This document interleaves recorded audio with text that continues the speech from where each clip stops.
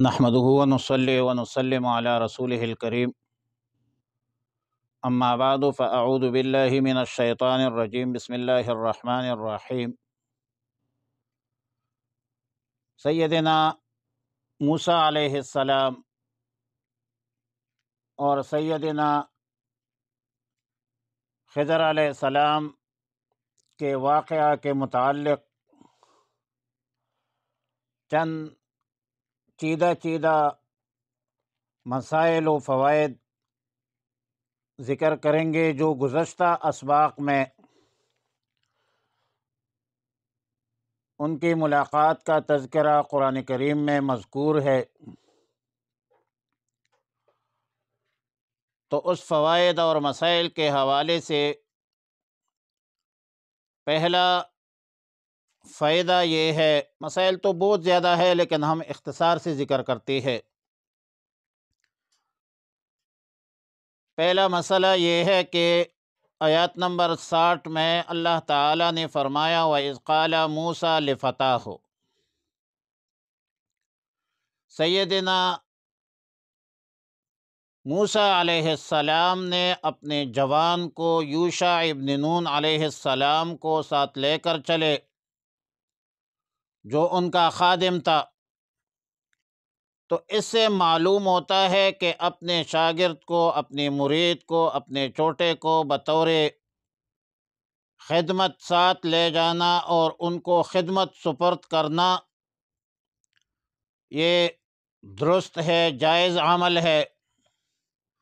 اور ویسے بھی حدیث کی روح سے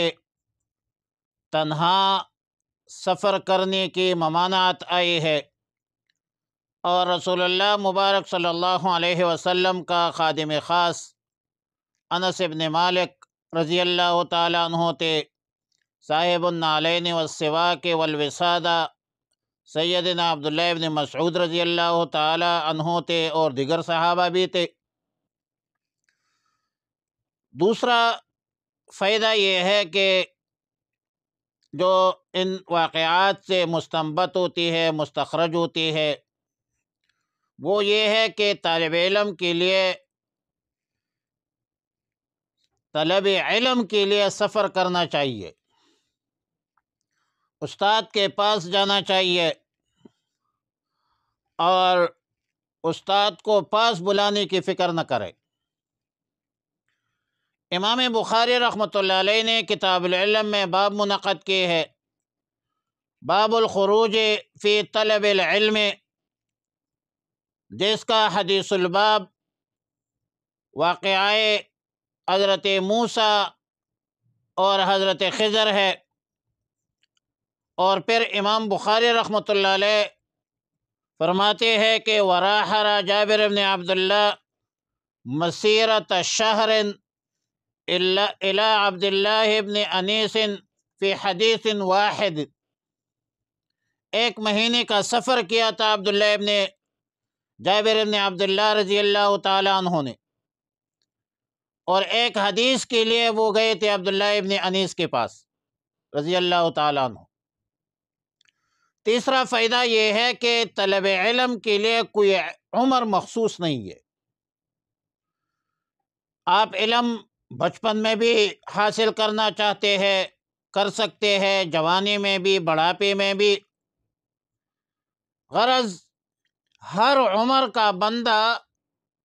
وہ علم حاصل کر سکتا ہے، جہاں سے علم صحیح ملے اور جس سے بھی ملے، تو علم ہر حال میں حاصل کرنا چاہیے اور ہر عمر میں حاصل کرنا چاہیے۔ امام بخاری رحمۃ اللہ علیہ باب منعقد کرتے ہیں کتاب العلم میں، باب الاعتبار فی العلم والحکمت، اور فرماتے ہیں وقد تعلم اصحاب النبی صلی اللہ علیہ وسلم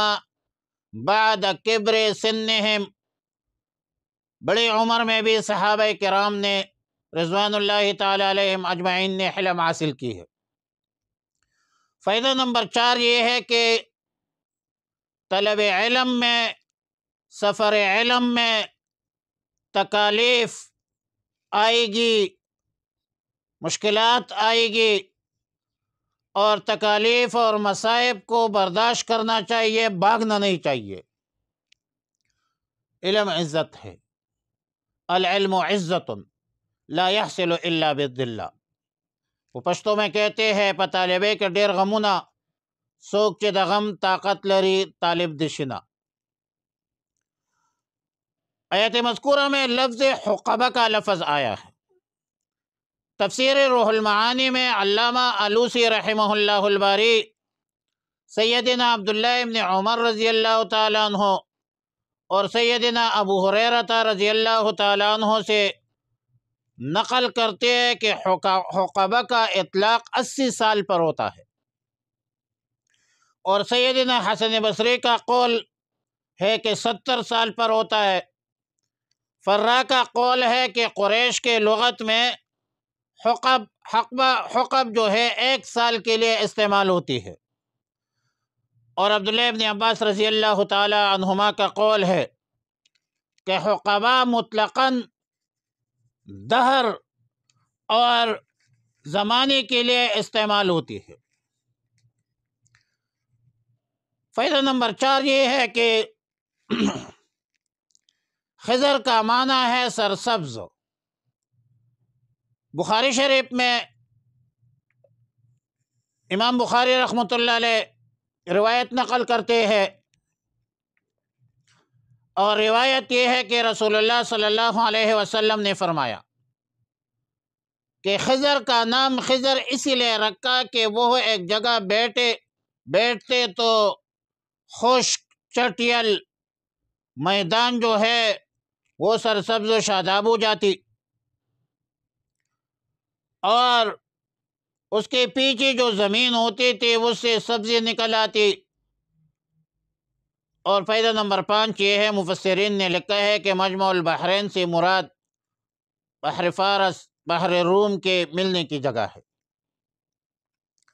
فائدہ نمبر 6 یہ ہے کہ موسیٰ علیہ السلام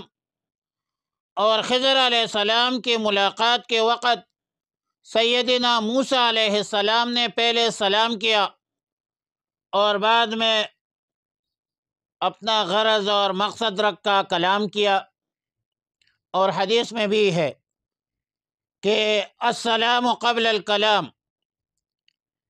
پہلے سلام ہے بعد میں کلام ہے، لہذا کسی سے ملاقات کے وقت پہلے سلام کرنا چاہیے اور بعد میں گفتگو اور کلام کرنا چاہیے۔ فائدہ نمبر 6 یہ ہے کہ مرشد استاد کو اختیار ہے کہ مرید کو، طالب علم کو کوئی شرط لگا دے، اور مرید اور طالب علم شرائط پورا کرنے کا وعدہ کرے تو شرائط پوری کرنے کی کوشش کرے، غلطی ہونے پر معذرت کرے اور مصالحت کی درخواست کرے، جیسا کہ موسیٰ علیہ السلام نے فرمایا لا تؤاخذنی بما نسیت الحوت۔ فائدہ نمبر 7 یہ ہے کہ اتباع شیخ یا اتباع استاد کے ساتھ وعدہ کرنے کے باوجود اگر خلاف شریعت امر دیکھ لے تو شیخ کو، استاد کو یاد دہانی کرنا یہ ٹھیک ہے، جیسا کہ موسیٰ علیہ السلام کا طرز عمل تھا۔ اور حافظ ابن حجر رحمۃ اللہ علیہ لکھتے ہیں کہ گویا موسیٰ علیہ السلام نے خضر علیہ السلام کے ساتھ چلنے اور دیگر امور میں صبر کرنے کا وعدہ کیا تھا، لیکن یہ وعدہ تو نہیں کیا تھا کہ جو چیز خلاف شریعت ہوگی اس کے خلاف نہیں بولوں گا، یہ وعدہ نہیں تھا۔ وَكَانَ الْمُرَادُ بِالصَّبْرِ أَنَّهُ صَبَرَ عَنْ اتِّبَاعِهِ وَالْمَشْيِ مَعَهُ وغير ذلك لا الإنكار عليه فيما يخالف ظاہر الشرع۔ البتہ خبرداری میں، کہنے میں، بولنے میں ادب احترام ملحوظ خاطر رکھنا چاہیے، اور مقتضی الحال کے موافق موقع اور محل کے مناسبت سے بات کرنا چاہیے تاکہ عزت و وقار پر کوئی آنچ نہ آئے۔ فائدہ نمبر 8 یہ ہے کہ استطعم اہلہا، اس سے معلوم ہوتا ہے کہ مجبوری کے تحت کسی سے کانا طلب کرنا یہ جائز ہے، استطعام باب استفعال ہے۔ فائدہ نمبر 9 یہ ہے کہ خضر علیہ السلام کے بارے میں اختلاف ہے، تحقیق ہے کہ یہ نبی تھے یا ولی تھے۔ سیدنا حافظ ابن حجر نے ابو القاسم قشیری کا قول نقل کیا ہے کہ وہ ولی تھے، اور ابو حیان کا قول نقل کیا ہے کہ حضرت خضر علیہ السلام نبی تھے۔ جو لوگ کہتے ہیں کہ نبی تھے، وہ استدلال کرتے ہیں قرآن کریم پر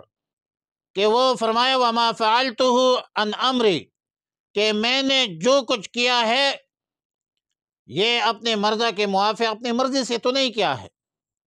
معلوم ہوتا ہے کہ خضر علیہ السلام نے جو کچھ کیا تھا وہ اللہ کے حکم سے کیا تھا، اور معلوم کیا کہ یہ واضح ہے۔ اور سیدنا عبداللہ ابن عباس رضی اللہ تعالیٰ عنہما سے منقول ہے کہ وہ نبی مرسل نہیں تھے۔ ابن حجر نے الاصابہ 430 صفحہ نمبر 430 میں لکھا ہے کہ ان غالب اختیارہ مع موسیٰ ہی الدالۃ علی تصحیح قول من قال انہ کان نبیا، یعنی موسیٰ علیہ السلام کے ساتھ حضرت خضر علیہ السلام نے جو گفتگو کی ہے، ان گفتگو سے، ان باتوں سے معلوم ہوتا ہے، اور وہ باتیں اس بات پر دلالت کرتی ہے کہ جن لوگوں نے حضرت خضر علیہ السلام کو نبی بتایا ہے ان کا قول صحیح ہے، اور ہماری بھی رائے یہ ہے کہ حضرت خضر علیہ السلام نبی تھے۔ حافظ ابن حجر نے فتح الباری صفحہ نمبر 221 میں لکھا ہے کہ بعض جاہل لوگ موسیٰ علیہ السلام کو خضر علیہ السلام سے افضل سمجھتے ہیں، اور یہ بعض لوگ واقعہ مذکورہ پر استدلال کرتے ہیں جو قرآن کریم میں مذکور ہے، جبکہ خضر علیہ السلام نہ صاحب شریعت تھے، نہ صاحب کتاب تھے۔ موسیٰ علیہ السلام تو کلیم اللہ تھے، رسول اللہ تھے، صاحب شریعت تھے، صاحب کتاب تھے۔ جتنے بھی انبیاء علیہ السلام نے بنی اسرائیل میں تشریف لایا ہے وہ سب کے سب حضرت موسیٰ علیہ السلام کی شریعت کے تابع تھے، لہٰذا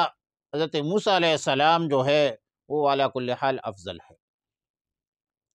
ایک اور علمی دنیا میں اختلاف ہے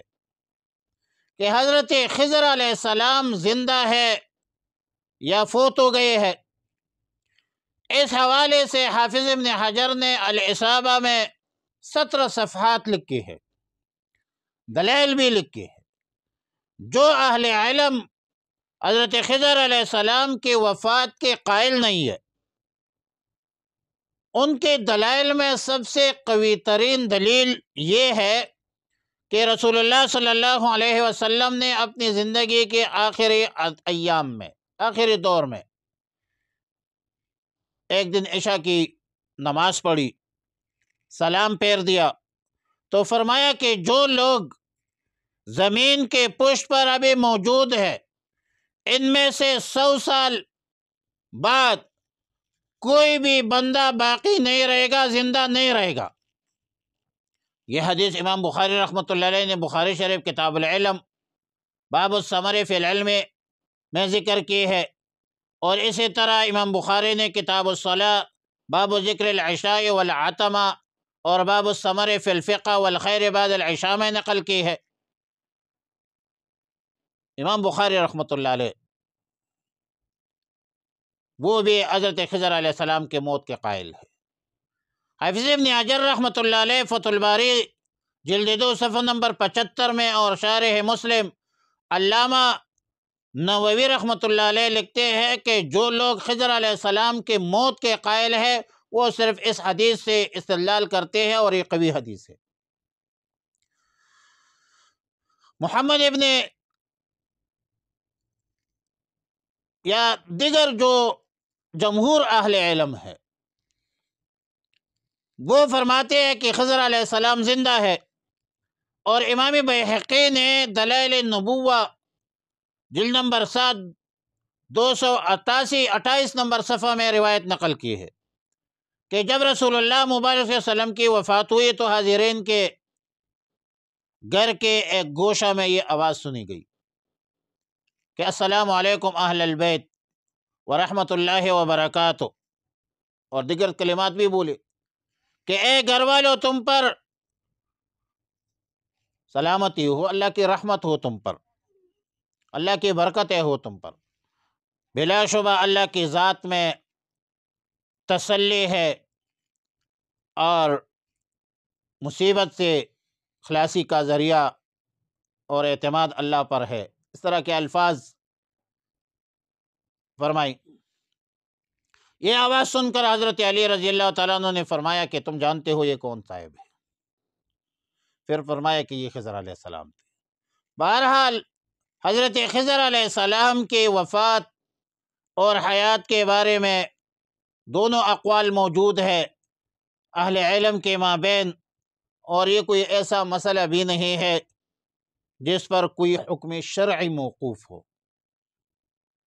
اور ضروریات دین میں ضروری طور پر داخل بھی نہیں ہے، لیکن ایک علمی مسئلہ ہے۔